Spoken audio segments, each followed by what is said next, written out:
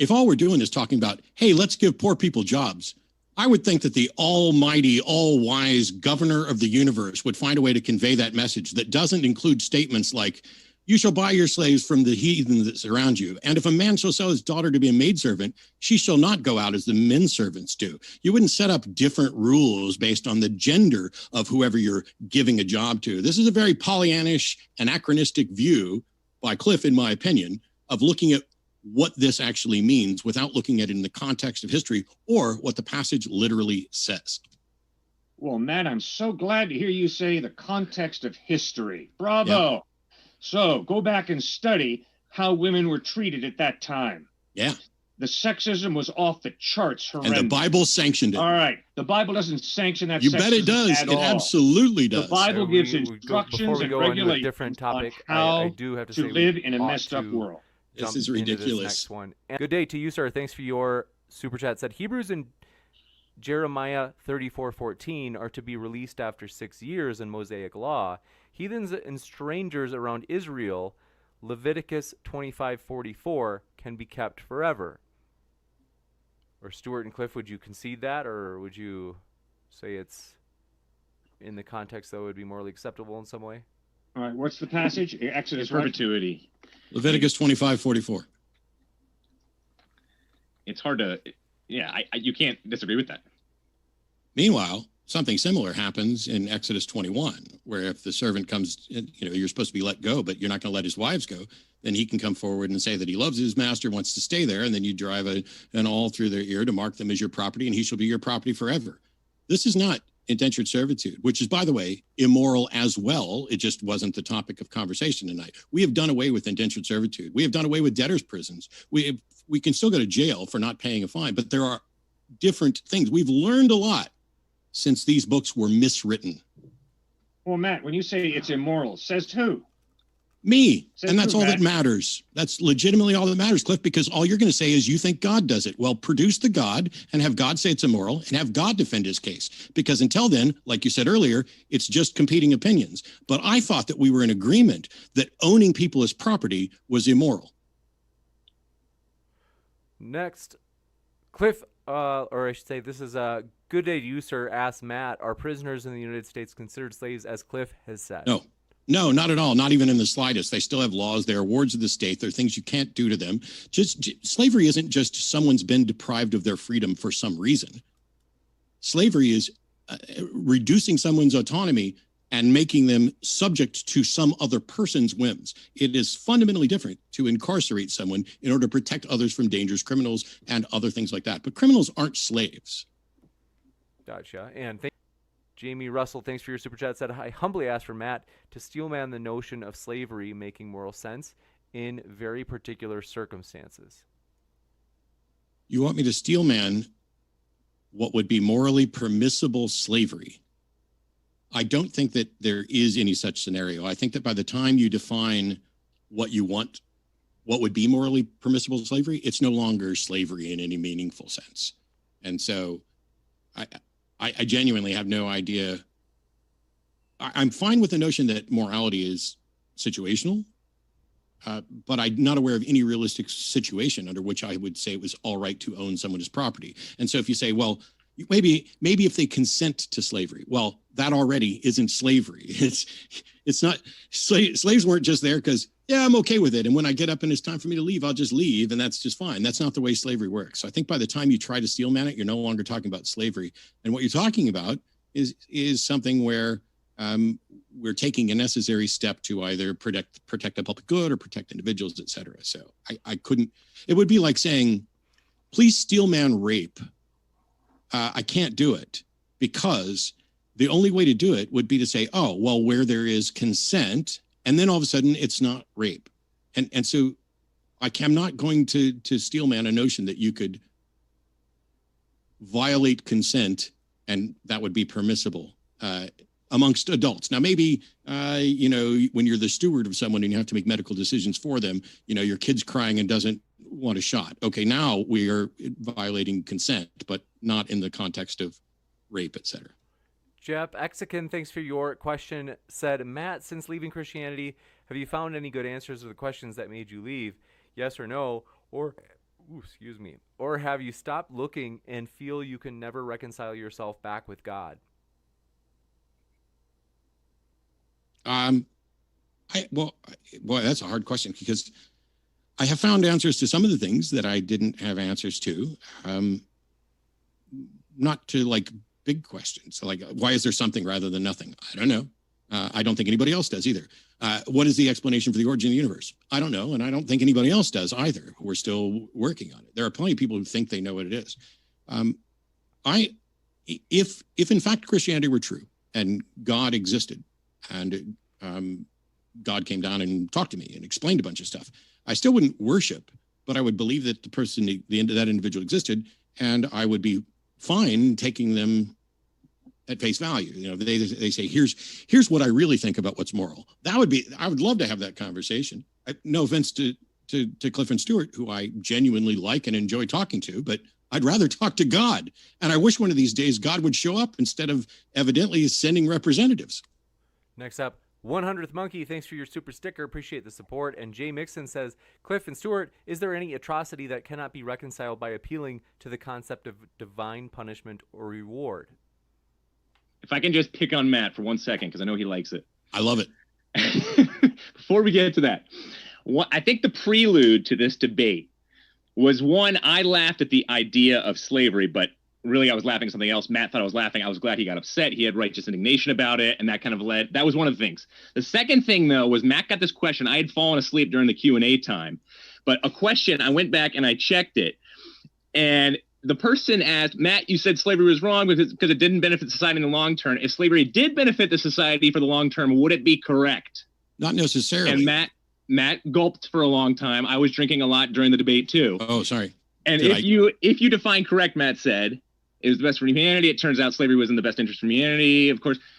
But it turns out terminal prostate cancer, Matt said, was for the betterment. But we know terminal prostate cancer is not for the betterment because that has never happened. But people have thought slavery has been in the past. And so that was very concerning, Matt, when you did say that. And so I just found that interesting that was kind of the prelude to this debate now. What was concerning? Because the question that was asked is very similar to the question that was just asked. And I think the answer that I gave is pretty much consistent in that I don't see any way to steel man slavery. But if somebody's case was, what if slavery turned out to be good for us? I'm of course I'm going to flummox for a while because I can't imagine a scenario where that is the case. However, what we've observed about it being bad, if it turned out that somebody said, yes, there's all these things about slavery that are bad, but there's this other thing that's really good that we haven't discovered yet, and this changes everything. Great. As soon as that comes up and it changes everything, I'm happy to try and change my mind. But these sorts of fanciful questions, this is why I went, unfortunately, and I apologize for not giving anybody a warning, but this is why I went to rape. Because I can't imagine a scenario under which violating someone else's consent to sexual intercourse could ever be morally permissible. And don't forget what? Move forward. Why do you have that feeling? Because you need the Bible in order to critique the Bible. And if you don't. If you could say that the Judeo-Christian values where it started in the West and understanding how we got there, James, go ahead. Maybe we'll come back to this. Judeo-Christian values doesn't care about consent. Jay Mixon, thanks. It doesn't treat rapists as if they're victims. It treats rapists as if they're property. That's what the Bible does. No, it does. Stop that right now. It's already a video. Next up, Jay Mixon says, Stewart and Cliffe, is there any atrocity that cannot be reconciled by appealing to the concept of divine punishment or reward? Guys, it's real simple.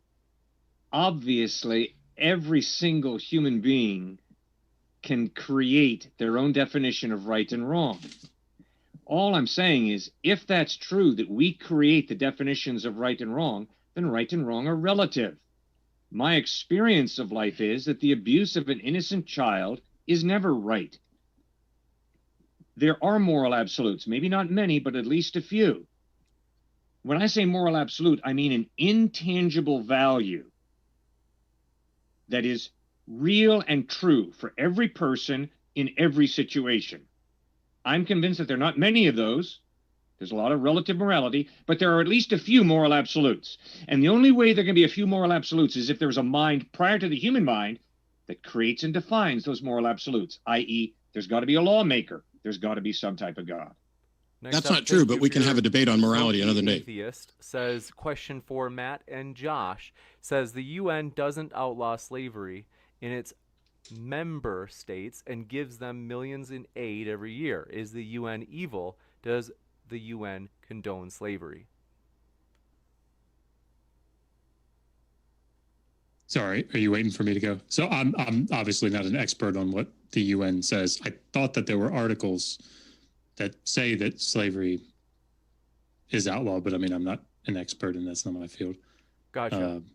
Yeah, and I don't know what the UN specific position on is. I'd have to go back and look through the UN Charter and other stuff. But there are international laws against slavery. But the question about, is the UN immoral? If the UN tells its member nations that it is legally permissible under UN guidelines to have slaves, then yes, the UN has an immoral position. Gotcha. Thank you very much for your question. This one coming in from Japexican007 says, yes, slavery is immoral. Like an addict, that's a slave to his addiction. Humans are all slaves to sin. God offers to free everyone from their sins. This is the whole point. Pain and suffering exist because sin exists. Sin is a nonsense notion, but that's for another debate too. Gurmania, thanks for your question, said, God gave over 600 laws. Why didn't he just add, thou shalt not have slaves? Good. Yeah. I do not know. I don't know why God didn't say child abuse is wrong. I don't know why exactly Jesus didn't say very specifically that certain things that are wrong are wrong. I think it's a little naive to think that Jesus or anybody is going to address every moral situation. And then to conclude that because he didn't address very specifically every moral situation, he's wrong or he's unreliable. Jesus never talked about transgender. Doesn't mean he's wrong or an idiot because he didn't talk about transgender. So, I mean, come on. But I think that he did. Like if you read through Luke 17, for example, the example that he gives to the disciples is, which one of you having a slave serving in the field all day, when he comes in from the field would say, hey, have a seat and have dinner with me, right? No, you wouldn't say that, right? Is the conditional clause there. But you would rather say, get in there and, cook make my meal dinner and then serve me and then wait on me while I do it. And then only afterwards. And so the idea that the New Testament somehow has this enlightened position that it condemns slavery, I think is just incorrect. And so much, again, I'd ask everybody to read Jennifer Glancy, read Ronald Charles, even Harrell has, anyway. But it uses slavery. It uses slavery as a necessary tool because you are to be a slave to Christ. So how can you pamper your own slaves? You are subservient to Christ and your slaves are subservient to you. It sets up a classist system of inequality. It's undeniable in Luke 17 from 7 to 9. And in another parable, Jesus says there's an unjust judge who doesn't give justice to a woman who's asking him for justice. And the only reason he gives her justice finally is because of her persistence. Now, Jesus says, if that unjust judge will do that, how much more will your heavenly Father give justice to those who ask him? Which is not in any way a counter to what we said or relevant to slavery. Not saying, Jesus is using an illustration of the day, an unjust judge. He's not commending unjust judges. He's not saying they're good. But I think the distinction here, Cliff, is that he's saying, which of you? In other words, he's not saying, I know you guys have slaves, but you shouldn't have that, right? I mean, he's using it. It's dependent upon it. The rationale of the parable is, I agree with you that the New Testament isn't, like Paul isn't saying, rise up and revolt. I agree completely. The New Testament text isn't laying down legal stipulations like we see in the Pentateuch. It's a much more bottom up because they're not in power. According to the narrative of the text, in the Hebrew Bible, they're coming from a top down. So I agree with that, but there's nothing in the biblical text that condemns. And I just, sorry, James, because Philemon has come up so often, I just want to read something. However one understands the situation being described in the book, we would be hard-pressed to see the book, this is Philemon, as representing an overarching declaration on the institution of slavery. Loza writes concerning this view, quote, for good reasons, this view, that it's condemning slavery, has found no acceptance and today is no longer held by anyone. The letter to Philemon is neither the disguise of a general idea nor the promulgation of a generally valid rule about the question of slavery. Well, overwrote that's blowing smoke. Well, they're not. They're New Obviously, Testament scholars. Frederick Douglass, a slave, came to faith in Christ and And pointed that's out completely irrelevant. very clearly I mean, you're that fighting consensus Christianity in scholarship here, I America, think. Christianity interpreted by white slaveholders, is not fair to the text. Next, And Frederick Douglass refused Zach, to allow Neither white Paul Christian nor racists Frederick to Douglass turn him are off in to the any true Christ. way, neither to be Paul nor fair Frederick to Douglass be are in fair to any way Cliff, I do have to corrective to give him the Exodus last- 21. The original. If I find out that God didn't exist, I'd be a total moral relativist because I'd have to acknowledge that right and wrong are created by me, and therefore, whatever I'll choose on a particular day, I'll hold to. And if one day I think slavery is good, I'll support it. And if another day I feel slavery is not good, I won't support it. And that's why I'm better than you. Next up, Well, I'm glad we've straightened that out, Matt. It's a fact. Let's see. Okay, Christian Holmes. Okay, looking for serious questions, and well, I guess that at least that makes this quicker. We can get all the questions in. Jesse Shodell says, "An all-knowing God should have known it was immoral, regardless of social norms." That's absolutely correct. The all-knowing God knows right from Genesis through Revelation that slavery and racism are wrong. And it's a shame he didn't say so and said the opposite. Or inspired the opposite. Not ashamed that he gave us a free will. And I We know don't that have that's a free big will. responsibility. We don't have We all free have will a in the free sense that will, you and we do. can all choose to follow our culture, different instincts that vie for control of our thinking and our motives and our ambitions. But yeah, he chose to give us a free will because he chose to create us in a way that we can love him, and love demands a free choice. Otherwise, it's not love. Gotcha. Next one up. Astro Hutchins, thanks for your positive feedback. Said, good show. This is a blast. Appreciate that. And folks, if you've enjoyed it, let us know. We definitely pay attention to the likes on videos. That lets us know what topics and which matchups we can have in the future. And so hit that like if you enjoyed tonight's debate. Blue Heron, thanks. Well, I guess it's a question. So they say, do any of the well-vetted interlocutors support Medicare for all healthcare insurance? Not my field. Oh, yes, I generally favor Medicare for all, but I'm not going to pretend to understand it or know how to pay for it or any of the other stuff because that's not remotely my field. So, and not relevant to this debate. But minimum wage might be. Because if the minimum wage is zero, I'd say you're a slave. That includes prisoners then. No, it doesn't. Prisoners get paid. You should look into that. Below the minimum wage. Way below the minimum wage. True, but they're also not slaves owned by people. They have so many freedoms taken away from them, it's incredible. And But do you think that's not just? The problem with that is that if you start taking those Venn diagrams and pushing them together and saying that they all connect, then in the Old Testament, you'd have to argue that women are slaves and children are slaves, right? Just all women and children. And of course, they're not. They don't fit that definition. But they have a lot of similarities. They're under the paterfamilias right there. But anyway. Universal health care. Are you guys, the last three of you, yes or no? Yes. I have no comment. It's not my field. I don't comment on things generally. I am very grateful that in my neck of the woods, nobody is denied admission into a hospital to get medical care. So I'm very grateful for that. I'm very grateful for our government supporting people who can't afford health care to get it. So I'm very grateful for all that. That's all based on a biblical worldview of compassion and love being real and needing to reach out and heal the sick, and just the same way Jesus did. Gotcha. We mostly agree right there. I just want to make sure that, just in case nobody else sees it, I almost completely agree with everything Cliff just said. Nice. Well, that shows you, Matt, miracles do happen.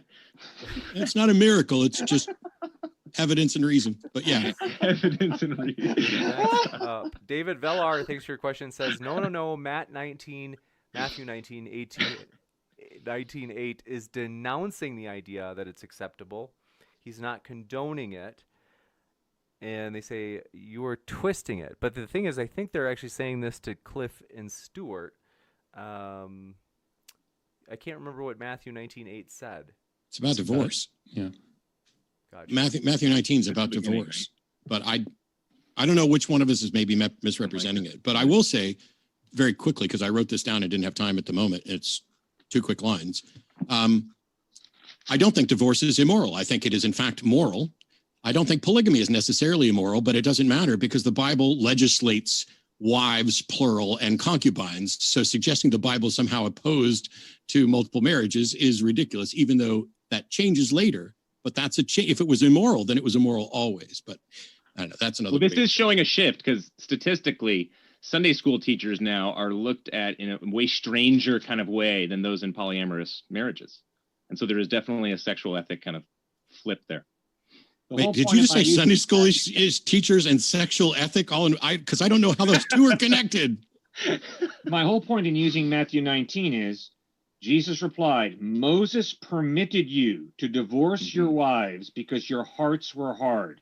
And if any of you guys take that to mean divorce is good or God contradicts himself, you are handling that text incorrectly. What Jesus is obviously saying is divorce is not God's ideal. It's not his plan. But because your hearts were hard, he permitted you to be divorced and get that certificate of divorce.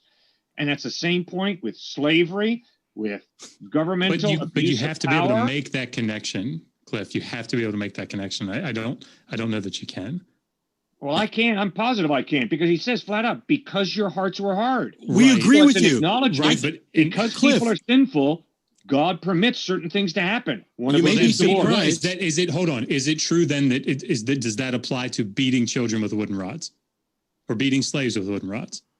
No, God, it doesn't say you Okay. can beat children with rods. Wait, Certainly it does. spare That's the what rod, Proverbs spoil the advocate. child. And I mean, it's absolutely, it does. And that's what the Proverbs are. So many of the Proverbs And if are your about. child is a disgrace, you're to take him before the people of the town and stone them to death. But spare the When rod, you- spoil the when child. you- How can wait you- a second. When you two guys talk like that, I feel like I'm talking to the other end of the spectrum of a hyper-conservative fundamentalist Christian who says, yeah, spare the rod, spoil the child means if you don't beat your child with a rod, you're going to spoil him. That is not what that proverb is talking about, child abuse. Certainly it is. And Yeah, if you interpreted that as being certainly child it abuse, is. that's sad. That's so But it's, dishonest. I mean, with it's the text. consensus It's scary. scholarship. It's consensus scholarship. Must move So on. No, it And I is think- not. it I think absolutely you would- For is. scholarship is what that is. No, it's not. But I think you would- I think you would be- to do this, guys. But Oh my gosh. we've made progress. It's so far. important. Alpha J says, why did important God towards- give rules for buying slaves